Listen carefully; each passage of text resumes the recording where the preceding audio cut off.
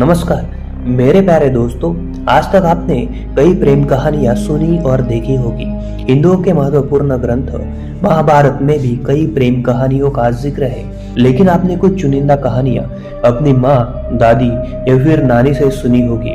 लेकिन महाभारत में और भी कई प्रेम कहानियां हैं जिनके बारे में कोई नहीं जानता, और आज हम आपको महाभारत की ऐसी ही अनसुनी प्रेम कहानी के बारे में बताने वाले हैं। उससे पहले चैनल को सब्सक्राइब कर दीजिए और अब वीडियो को शुरू करते हैं। कृष्ण और रुक्मिणी की प्रेम कहानी। आज तक आपने रुक्मिणी और राधा की प्रेम कहानी को देखा और सुना होगा।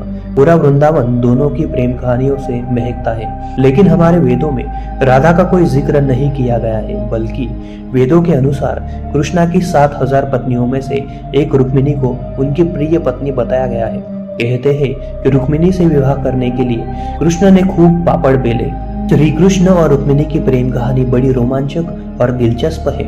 ऐसा कहा जाता है कि कृष्ण को रुक्मिणी से प्यार हो गया और रुक्मिणी के माता पिता इसके खिलाफ थे, जबकि रुक्मिणी भी श्री कृष्ण से बेहद प्यार करती थी। जब परिवार वाले नहीं माने तो श्री कृष्ण ने परिवार की मर्जी के बिना शादी करने का फैसला किया, और एक दिन श्री कृष्ण ने रुक्मिणी को अगवा कर लिया, जिसके बाद दोनों ने खुशी खुशी विवाह कर लिया। कुछ विद्वान रुक्मिणी को देवी लक्ष्मी का अवतार भी मानते हैं, और शादी के बाद ही रुक्मिणी कृष्ण की सबसे प्रिय पत्नी बन गई। गांधारी और धृतराष्ट्र की प्रेम कहानी। यह कहानी महाभारत का ऐसा पात्र है जिन्हें विद्वान पतिव्रता का प्रतीक मानते हैं। दरअसल गांधारी का विवाह हस्तिनापुर के राजा धृतराष्ट्र से किया गया, लेकिन शादी के वक्त गांधारी को यह नहीं मालूम था कि धृतराष्ट्र नेत्रहीन है, और शादी के बाद जैसे ही यह पता चला कि धृतराष्ट्र देख नहीं सकते, उसने भी जिंदगी भर पति के जैसे रहने का निर्णय ले लिया। और विवाह के कुछ देर बाद ही गांधारी ने अपनी आंखों पर काली पट्टी बांध ली। हालांकि गांधारी के इस फैसले से धृतराष्ट्र लगा कि वह उनका अपमान या मजाक बना रही है, और इस तरह आंखों पर पट्टी बांध लेने से वह उनका सहारा कैसे बन पाएगी। लेकिन बाद में गांधारी के प्यार और विश्वास ने धृतराष्ट्र को समझा दिया कि वह ऐसा अपने पति के लिए ही कर रही है, और दोनों के बीच गहरा प्रेम हो गया। आगे होते हुए भी गांधारी ने नेत्रहीनों की तरह जिंदगी बिताई। गांधारी और धृतराष्ट्र को इस विवाह से 100 पुत्र मिले, जिनमें सबसे बड़ा दुर्योधन था। अर्जुन और उलूपी की प्रेम कहानी। दोस्तों, हम सभी जानते हैं कि अर्जुन का विवाह द्रौपदी के साथ हुआ था, लेकिन क्या आप यह जानते हैं कि महाभारत में अर्जुन नागकन्या की प्रेम कहानी भी छुपी है। दरअसल द्रौपदी के साथ हुई कुछ शर्तों के अनुसार अर्जुन को 1 साल वनवास की सजा सुनाई गई। अर्जुन वन में अपनी सजा काट रहे थे कि तभी एक दिन वहां उलूपी नाम की एक नागकन्या की नजर अर्जुन पर पड़ गई, और पहली नजर में ही उलूपी को अर्जुन से प्यार हो गया। वह रह नहीं पाई और अर्जुन को अगवा करके नागलोक लेकर गई, जहां उसने अर्जुन के सामने शादी करने का प्रस्ताव रखा। अर्जुन भी उलूपी से विवाह करने के लिए खुशी खुशी मान गए, और दोनों ने शादी कर ली। अर्जुन और उलूपी को यहाँ इरविन नाम का एक पुत्र भी हुआ। इससे पहले उलूपी को यह पता नहीं था कि अर्जुन शादीशुदा है, लेकिन जैसे ही उलूपी को यह पता चला कि अर्जुन शादीशुदा है, तो उसने अर्जुन को वहां से जाने दिया। साथ में अर्जुन को यह वरदान भी दिया कि पानी में उनका कोई बाल भी बाका नहीं कर सकता। भीम और हिडिंबी की प्रेम कहानी। कुंती पुत्र भीम के पास अपार बल था। अपने ऐसे ही बल के चलते महाभारत में भीम को जाना कहा जाता था। बलशाली भीम के बदौलत जब वे लक्षाग्रह की योजना से बच निकले, तब पांडव जंगल में पहुंचे। पांडव जिस जंगल में पहुंचे थे, वहां पहले से राक्षसी लोगों का राज था। राक्षसों ने पांडव को खाने की योजना बनाई। राक्षसों का सरताज हिडिंबा था, जिसकी एक बहन हिडिंबी, जिसे आमतौर पर हिडिंबा भी बुलाया जाता था। पांडव को खाने की योजना में हिडिंबा ने सबसे पहले भीम को खत्म करने का तय किया, क्योंकि वह सबसे बलवान नजर आ रहे थे। उसने अपनी बहन को भेजा ताकि वह भीम को आकर्षित करके अपने जाल में फंसा सके, लेकिन हिडिंबी को पहली नजर में ही भीम से प्रेम हो गया, और उसने सारी सच्चाई भीम को बता दी। हिडिंबी के मुंह से सच सुनकर भीम आग बबूला हो गए और हिडिंबी के भाई को मार डाला। बाद में भीम हिडिंबी को भी मारने वाले थे, लेकिन युधिष्ठिर ने उन्हें ऐसा पाप करने से रोक दिया। उसके बाद हिडिंबी ने अपना पूरा दुख कुंती को सुनाया और कहा कि वह भीम से प्रेम करती है। यह सुनकर माता कुंती ने भीम को उससे विवाह करने के लिए कहा, लेकिन भीम ने शादी से पहले एक शर्त रखी। भीम ने हिडिंबा से कहा कि वह उससे शादी तो कर लेंगे, लेकिन उसके साथ तब तक रहेंगे जब तक उनको एक पुत्र नहीं हो जाता। हिडिंबा ने इस शर्त को मान लिया और हिडिंबा की भीम के साथ शादी हो गई। कुछ समय बाद उन्हें पुत्र की प्राप्ति हुई। हिडिंबा का पुत्र भीम की तरह बेहद ताकतवर और तेजस्वी था, जिसका नाम घटोत्कच रखा गया। बाद में भीम ने दोनों को छोड़ दिया, लेकिन जब महाभारत का युद्ध हुआ तो पांडवों की तरफ से घटोत्कच ने युद्ध में बहुत तबाही की और कौरवों को नुकसान पहुंचाया। सत्यवती और ऋषि पराशर की प्रेम कहानी। ऋषि पराशर मशहूर और दैवी शक्तियों के धनी थे और सत्यवती की सुंदरता इतनी ज्यादा थी कि कोई भी उसे देखकर पल भर में उसका दीवाना हो जाया करता था। एक बात की बात है, जब महर्षि पराशर नदी पार करने के लिए निकले तब उन्होंने सत्यवती को देखा। वह नदी पार कराने वाली थी।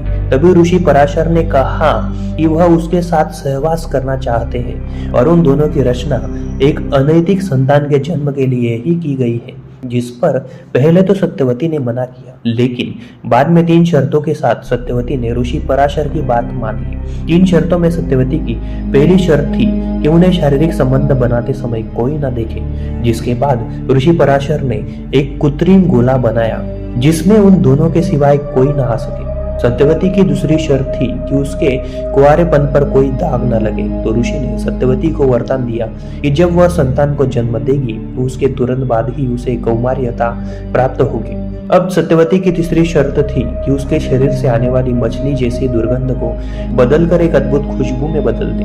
सत्यवती की तीसरी शर्त पूरी हुई और उसमें से अद्भुत खुशबू आने लगी और इस तरह दोनों के बीच शारीरिक संबंध बने और पूरे 9 महीनों के बाद सत्यवती के गर्भ से महाभारत के रचयिता वेदव्यास जी ने जन्म लिया। अर्जुन और सुभद्रा की प्रेम कहानी। सुभद्रा के भाई गधा और अर्जुन दोनों द्रोणाचार्य के शिष्य थे।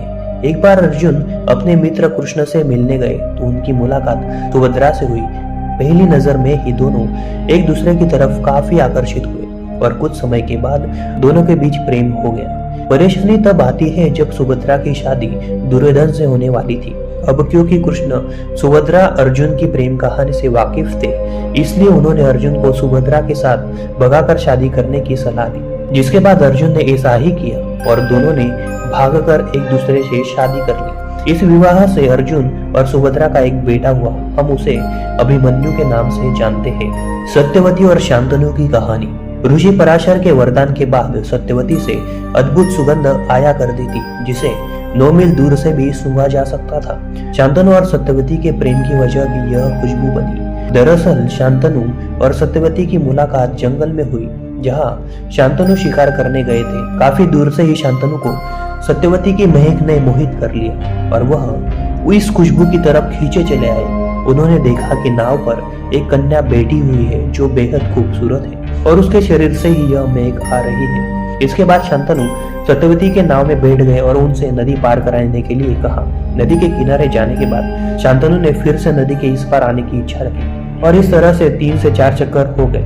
तब कहीं जाकर शांतनु ने सत्यवती से कहा कि वे उनसे प्रेम करते हैं। यहीं पर दोनों की प्रेम कहानी शुरू हो गई। सत्यवती ने कहा कि वे उनके पिता से उनका हाथ मांगे।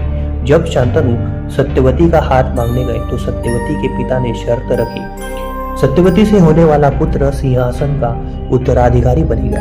यह सुनकर शांतनु वापस चले गए, लेकिन बाद में सत्यवती के पिता शादी के लिए राजी हो गए और दोनों ने हंसी खुशी शादी कर ली। गंगा और शांतनु की कहानी। यह कहानी आपने शायद ही कहीं पढ़ी या सुनी होगी। अब हम आपको गंगा और शांतनु की अनसुनी प्रेम कहानी के बारे में बताने वाले हैं। शांतनु यानी हस्तिनापुर के राजा। एक बार की बात है जब शांतनु जंगल में भ्रमण करने के लिए निकले थे, तभी उन्हें गंगा नदी के किनारे सफेद कपड़ों में एक बेहद सुंदर लड़की दिखाई पड़ी। वह इतनी ज्यादा खूबसूरत लड़की थी कि शांतनु से रहा नहीं गया। शांतनु पहली नजर में प्यार कर बैठे। शांतनु ने तुरंत उस लड़की से शादी का प्रस्ताव रखा। लड़की ने कहा कि शादी तो वह कर लेगी, लेकिन वह उनसे एक वादा करे, वह जो कुछ भी करेगी उसके लिए उससे कोई सवाल नहीं पूछा जाएगा, ना उसे रोका टोका जाएगा। इस जवाब से राजा शांतनु हैरान हो गए, लेकिन उन्होंने बहुत सोच विचार करके शर्त मान ली और दोनों की शादी हो गई। लेकिन शादी के बाद जब उन्हें कोई भी पुत्र या पुत्री की प्राप्ति होती, यह लड़की उन्हें गंगा में डाल देती और इस तरह गंगा ने 7 पुत्रों को नदी में डाल दिया। राजा अपने शर्त से बंधे हुए थे, इस वजह से उसे कुछ नहीं कह पाते और वे दुखी और परेशान रहते थे। लेकिन जब उन्हें 8वां पुत्र हुआ तो राजा शांतनु से दुख सहन नहीं हुआ और शर्त तोड़कर उन्होंने पूछ लिया कि वह ऐसा क्यों कर रही है। वादा तोड़ने के कारण गंगा उस पुत्र के साथ गायब हो गई, लेकिन जाते जाते गंगा ने शांतनु से वादा किया कि वह उनका यह बेटा सही समय आने पर लौटा देगी। और इस तरह पूरे 18 साल बाद राजा का अपने 8वें पुत्र से मिलन हुआ। यह कोई और नहीं बल्कि भीष्म पितामह थे। तो दोस्तों, यह थी महाभारत की कुछ अनसुनी प्रेम कहानियां।